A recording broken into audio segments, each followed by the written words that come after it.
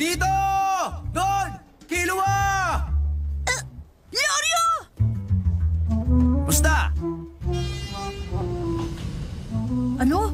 May natira pang buhay mula sa tribo ng Kuruta? Oo. May nakita kasi kami sa bayang to na parang ganun.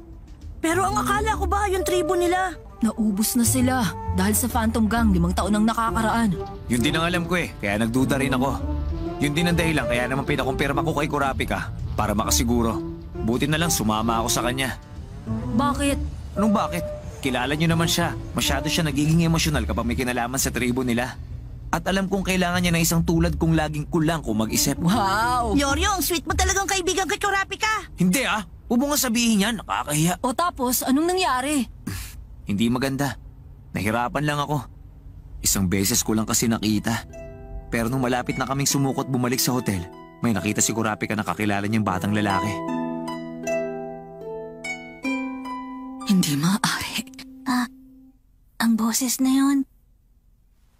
Kurapika. Pyro, totoo ba ito? Buhay ka pa pala?